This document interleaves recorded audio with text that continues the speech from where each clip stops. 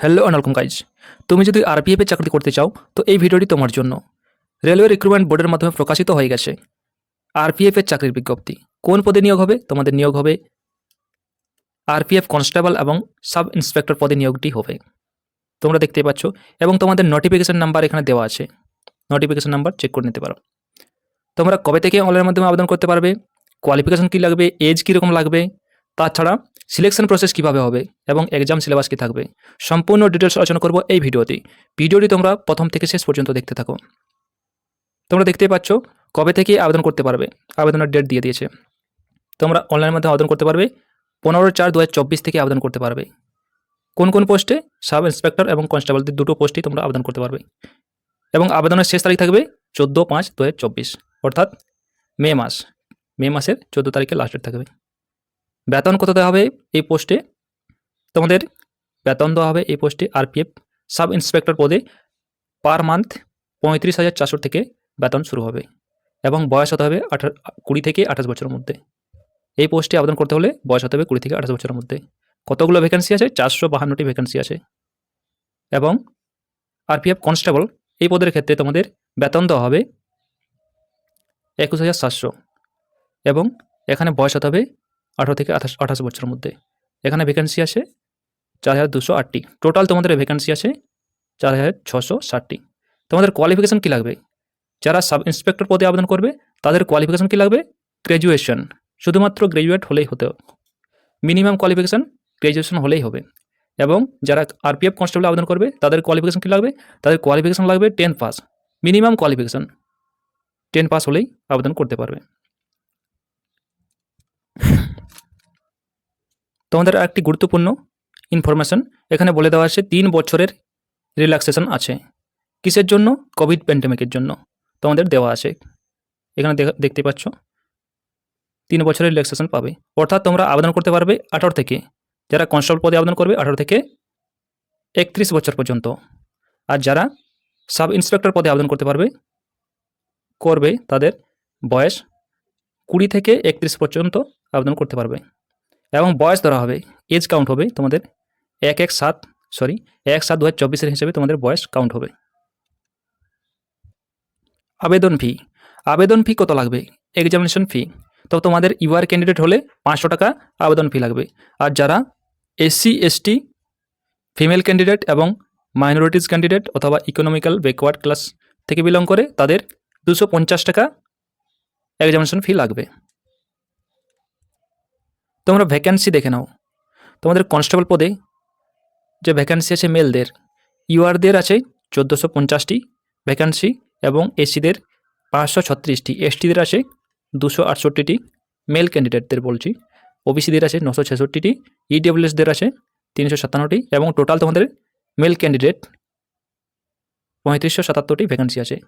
এবং female candidate কনস্টেবলের কতগুলো ভ্যাকেন্সি আছে? ইউআরদের 256টি, এসসিদের 95টি, এসটিদের 47টি, ওবিসিদের 170টি এবং ইডব্লিউএসদের 63টি। টোটাল তোমাদের 630টি ভ্যাকেন্সি আছে কনস্টেবল পদে। আর যারা সাব ইন্সপেক্টর পদে আবেদন করবে তাদের ভ্যাকেন্সি আছে মেলদের 157টি, ইউআর ক্যান্ডিডেট এসসিদের 57টি, এসটিদের 28টি, ওবিসিদের 104টি এবং ইডব্লিউএসদের 38টি। টোটাল তোমাদের সাব ইন্সপেক্টর পদে মেলদের ভ্যাকেন্সি আছে 384টি এবং ফিমেল ক্যান্ডিডেটদের ভ্যাকেন্সি আছে, ইউআর ক্যান্ডিডেট যারা সাব ইন্সপেক্টর পদে আবেদন করবে ইউআর ক্যান্ডিডেট 28টি, এসসিদের 10টি, এসটিদের 5টি, ওবিসিদের 18টি এবং ইডব্লিউএসদের 7টি। টোটাল তোমাদের এখানে 68টি ভ্যাকেন্সি আছে। সিলেকশন প্রসেস তো তোমাদের সিলেকশন প্রসেস কীভাবে হবে? তোমাদের প্রথমে সিবিটি এক্সাম হবে, যে ফার্স্ট স্টেজ আসে সেখানে তোমাদের কম্পিউটার বেসড টেস্ট এক্সাম হবে। এখানে তোমাদের সেকেন্ড তোমাদের যে আছে ফিজিক্যাল এফিসিয়েন্সি টেস্ট এবং ফিজিক্যাল মেজারমেন্ট টেস্ট। নেক্সট তোমাদের আসে ডকুমেন্ট ভেরিফিকেশন এবং সবার শেষে তোমাদের মেডিকেল এক্সামিনেশন। এইভাবে তোমাদের সিলেকশন প্রসেস হবে।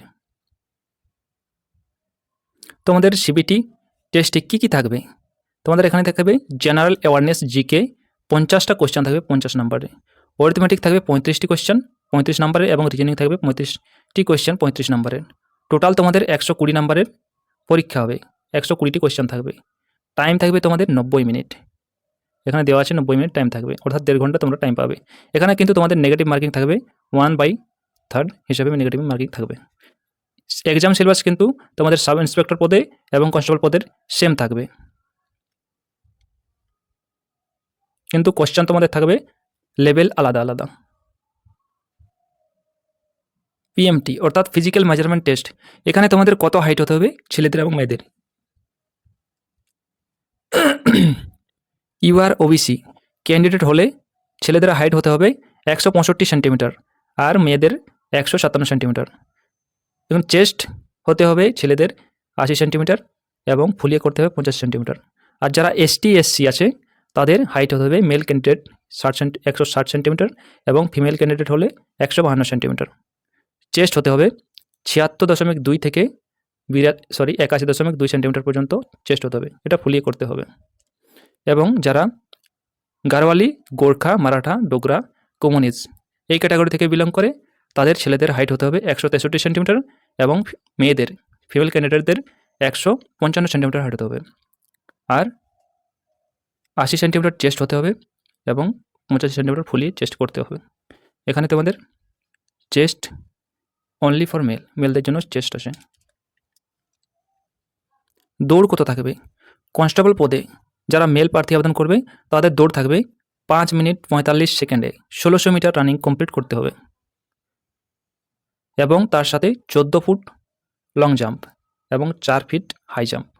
আর ফিমেল ক্যান্ডিডেট হলে কনস্টেবল পদের ক্ষেত্রে 800 মিটার রান আছে 3 মিনিট 40 সেকেন্ডে, 9 ফিট লং জাম্প দিতে হবে এবং 3 ফিট হাই জাম্প দিতে হবে।